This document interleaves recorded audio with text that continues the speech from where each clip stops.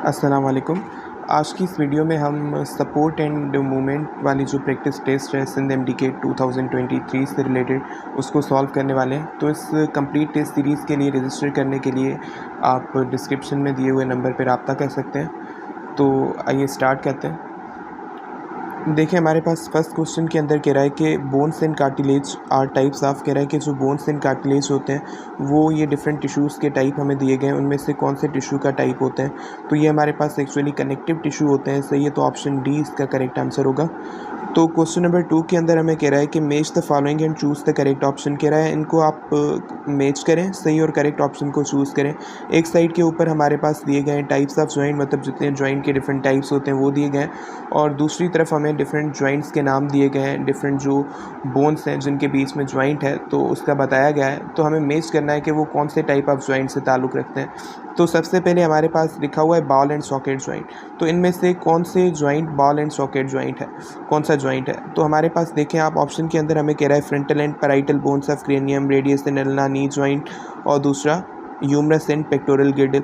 तो जो ह्यूमरस और पेक्टोरल गिर्डल दो बोन है, इनके बीच में जो जॉइंट होता है वो कौन सा होता है? शोल्डर वाला जॉइंट होता है, और ये बॉल एंड सॉकेट जॉइंट होता है। तो मतलब ए जो हमारे पास है वो हमारे पास रिलेटेड है विद द 4। उसके बाद दूसरा आप देखें हिंज जॉइंट। हिंज जॉइंट आपको पता है एल्बो और नी के अंदर ही होता है, तो इसका बी का हमारे पास होगा 3। उसके बाद हमारे पास पाइवोट जॉइंट कह रहा है। अब पाइवोट जॉइंट जो होता है हमारी लोअर आर्म होती है, उसके अंदर जो रेडियस और अल्ना बोन होते हैं उनके बीच में होता है, और इसका काम होता है ट्विस्टिंग मूवमेंट कराना, मतलब हम अपनी जो आर्म है उसको ट्विस्ट कर सकते हैं ना, this is due to this joint. तो इसका जो हमारे पास होगा सी का वो होगा 2 रेडियस एंड अल्ना। उसके बाद कह रहा है फिक्स जॉइंट। तो हमारे पास जो फिक्स जॉइंट है वो इनमें से कौन सा है? वो है हमारे पास फ्रंटल और पैराइटल बोन्स ऑफ क्रेनियम के बीच में जो जॉइंट होता है, सही है, वो हमारे पास कौन सा होता है? वो हमारे पास होता है फिक्स जॉइंट। जो हमारे पास क्रेनियम होता है उसके अंदर जितने भी जॉइंट होते हैं वो सारे फिक्स जॉइंट ही होते हैं। तो ऑप्शन नंबर डी जो है वो हमारे पास 1 से रिलेटेड है। तो अब आप देखें हमारे पास इनमें से कौन सा करेक्ट ऑप्शन होगा। तो ये ऑप्शन ई जो है हमारे पास वो करेक्ट आंसर है इसका।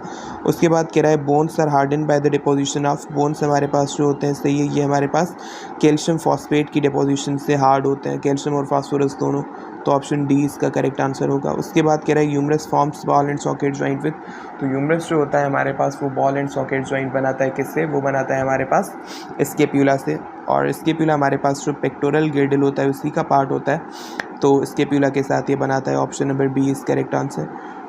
उसके बाद कह रहा है कि it serves as muscle energy reserve of high energy phosphate which continuously replenish ATP consume. कह रहा है कि हमारे पास ये इनमें से डिफरेंट हमारे पास जो मॉलिक्यूल्स बताए गए हैं, कह रहा है कि इनमें से एक जो है वो कि मसल के अंदर जो हाई एनर्जी फॉस्फेट है उसके रिजर्व के तौर पे एक्ट करता है, उसकी स्टोरेज के तौर पे एक्ट करता है।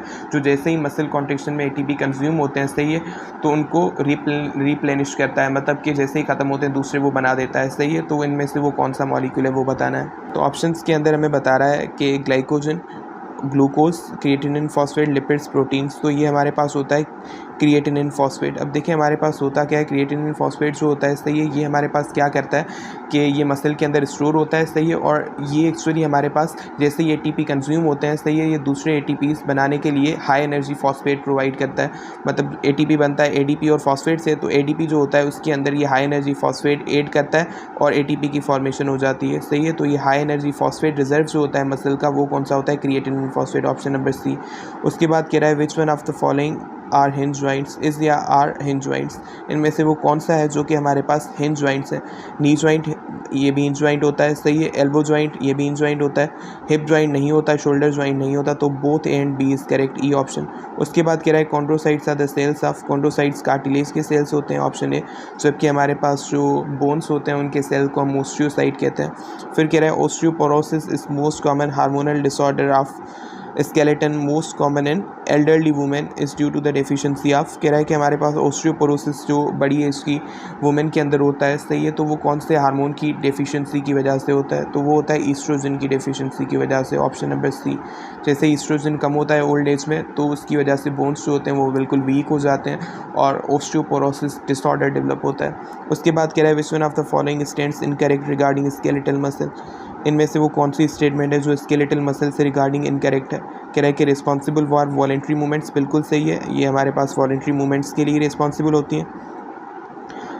Contract and expand slowly, cell fibres है मल्टीपल न्यूक्लियाई, ये भी सही है। सेल फाइबर्स में मल्टीपल न्यूक्लियाई होते हैं। They are stimulated by CNS, central nervous system ही इनको कंट्रोल करता है, सही है। जबकि हमारे पास जो स्मूथ और कार्डियक होती हैं वो हमारे पास ऑटोनोमिक नर्वस सिस्टम के कंट्रोल में होती हैं। फिर कह रहा है they are also called striated muscles, बिल्कुल सही है। तो ये जो ऑप्शन है कॉन्ट्रैक्ट एंड एक्सपेंड स्लोली, यही इनकरेक्ट है, क्योंकि हमारे पास ये बहुत ज़्यादा तेज़ी से हमारे पास कॉन्ट्रैक्ट करती हैं, रैपिडली कॉन्ट्रैक्ट करती हैं और फटीग होती हैं जल्दी।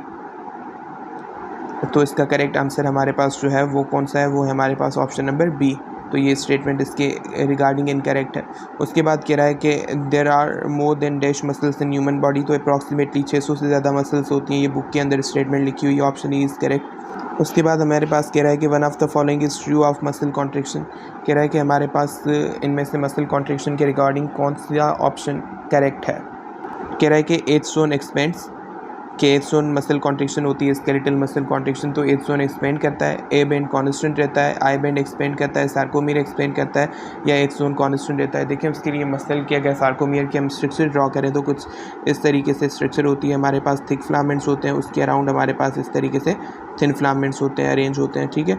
तो हमारे पास होता क्या है कि डिफरेंट जोन्स होते हैं सार्कोमियर के अंदर, मतलब ये दो जेड लाइंस होती हैं मायोफिब्रिल के अंदर, उनके बीच वाला जो पूरा पोर्शन होता है उसको हम कहते हैं सार्कोमियर। तो सार्कोमियर के अंदर हमारे पास जो बिल्कुल एजेस पे जो जोन होता है, सही है, वो हमारे पास होता है आई बैंड। कौन सा होता है? आई बैंड होता है, जो एजेस पे होते हैं। और बीच में हमारे पास पूरा जो होता है उसको हम कहते हैं ए बैंड, और ए बैंड के सेंटर में जो छोटा सा पोर्शन होता है उसको हम कहते हैं एज जोन।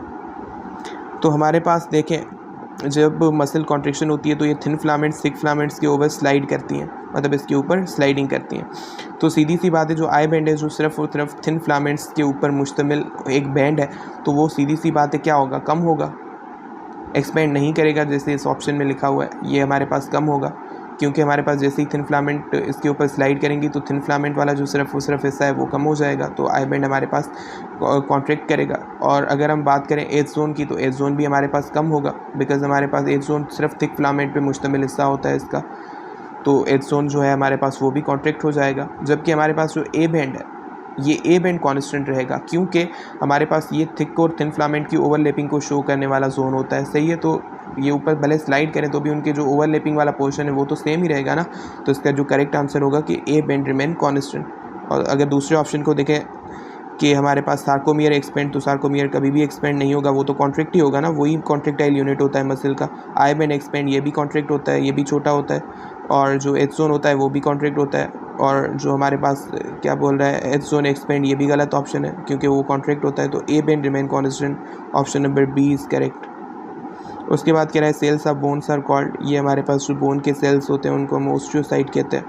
उसके बाद कह रहा है total number of ribs in your axial skeleton is dash to dash in all humans, कह रहा है कि एक्सियल स्केलेटन जो होता है उसमें टोटल नंबर ऑफ रिब्स कितनी होती हैं। देखिए 12 पेयर ऑफ रिब्स होती हैं और टोटल नंबर होता है 24 या 12 पेयर्स। यहाँ पे हमें टोटल नंबर पूछ रहा है तो 24 होंगी, जो सब इंसानों के अंदर सेम ही होती हैं, अलग नहीं होती, नंबर सेम होता है, तो 24 और सेम, ये करेक्ट होगा ऑप्शन नंबर बी।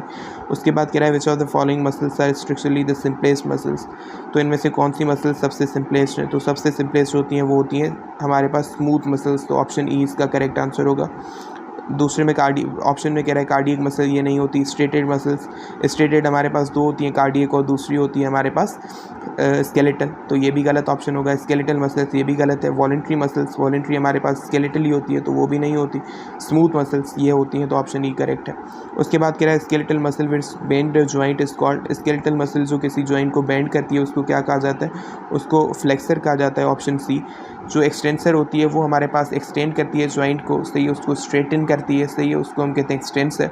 जो हमारे पास दूसरी भी होती है, ये भी आपको पता होना चाहिए कि हमारे पास जो एक होती है एडक्टर, दूसरी होती है एबडक्टर। एबडक्टर जो होती है वो हमारे पास जो आर्म होती है, सही है, जो लिम्ब होती है उसको क्या करती है? एबडक्टर जो होती है वो away from the body move करती है, सही है, जबकि हमारे पास एडक्टर होती है वो टूवर्ड्स द बॉडी मूव करवाती है। और उसके अलावा हमारे पास दूसरी भी होती है, जैसे रोटेटर होती है, वो रोटेट करवाती है, हमारे पास जो आर्म होती है, लिम्ब होती है, उसको बिल्कुल रोटेट करवाती है। और इसके अलावा हमारे पास दूसरी होती है प्रोट्रैक्टर। जो हमारे पास प्रोट्रैक्टर होती है, सही है, वो हमारे पास क्या करती है कि जो हमारी आर्म होती है उसको फॉरवर्ड डायरेक्शन में मूव कराती है, बिल्कुल आगे की जानिब, और जो बैकवर्ड में कराती है उसको हम कहते हैं रिट्रैक्टर। मतलब प्रोट्रैक्टर मतलब आगे की डायरेक्शन में मूव करना, रिट्रैक्टर मतलब वापस उसको लाना, सही है, पीछे के डायरेक्शन में। तो इस तरीके से डिफरेंट हमारे पास स्केलेटल मसल्स होती हैं। तो इसका करेक्ट आंसर है सी। उसके बाद कह रहा है the supportive skeletal structure in the human external ears and nose strip are examples. आप कह रहा है कि इनमें से किसके एग्जाम्पल हैं जो हमारे पास सपोर्टिंग स्ट्रक्चर्स एक्सटर्नल ईयर्स में या नोज में होती हैं। तो वो कार्टिलेज ही होती हैं हमारे पास, इसी वजह से ये इससे जो होते हैं बिल्कुल सॉफ्ट होते हैं। तो ऑप्शन बी इसका करेक्ट आंसर होगा। फिर कह रहा है आइन must be present for the formation of cross bridge.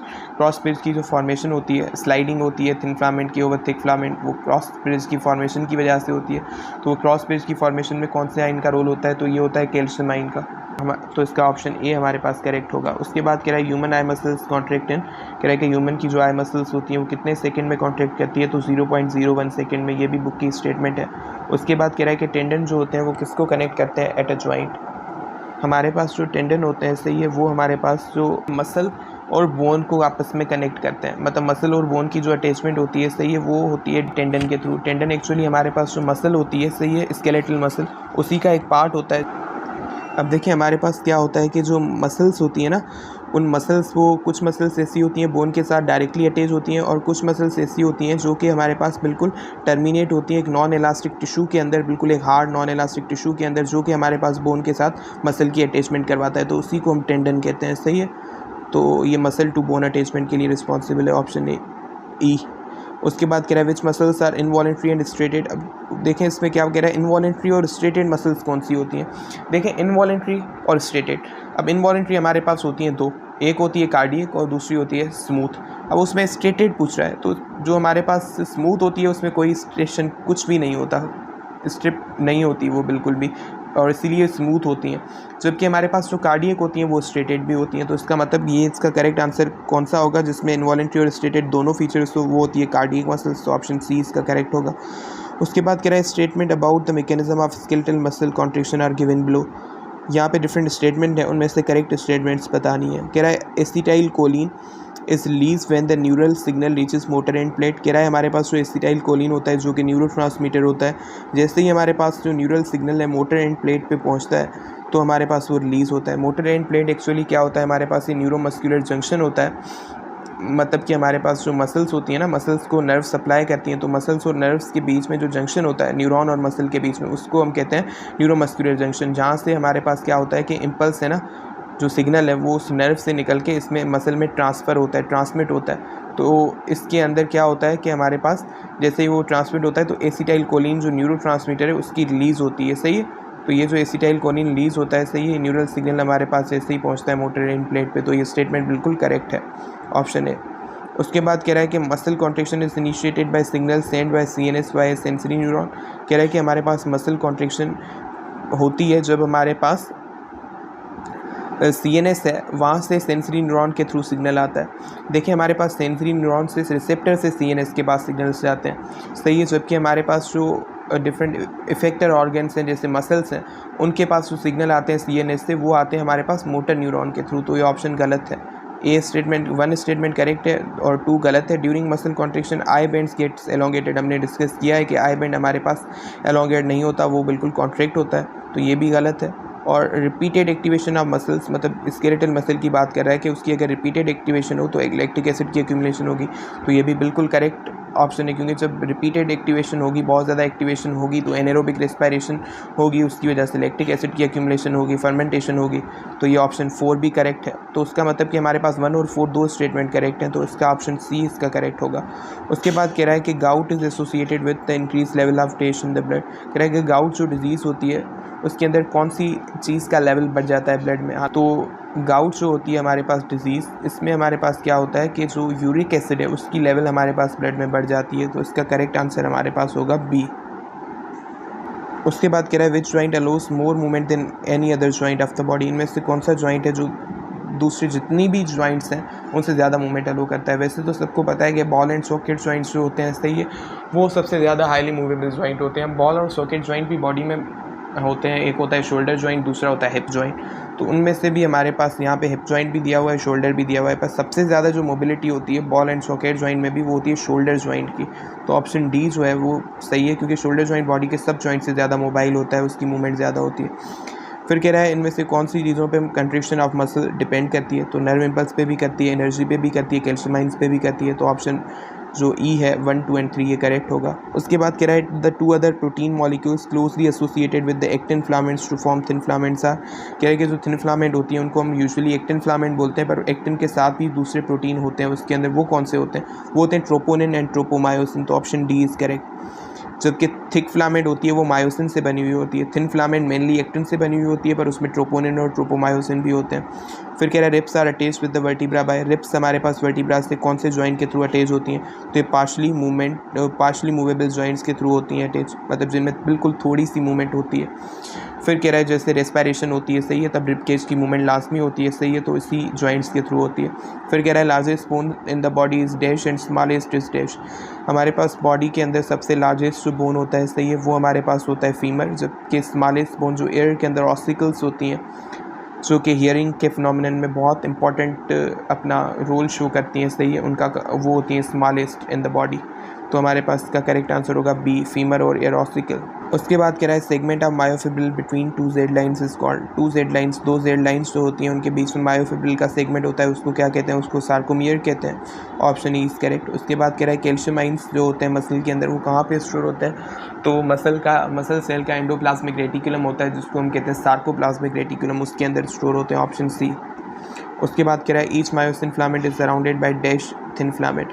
Her myosin filament या थिक फिलामेंट के अराउंड 6 थिन फिलामेंट्स होती हैं। तो इसका करेक्ट आंसर होगा ए ऑप्शन। जबकि हर थिन फिलामेंट के अराउंड 3 थिक फिलामेंट होते हैं। तो ये भी आपको याद रखना है।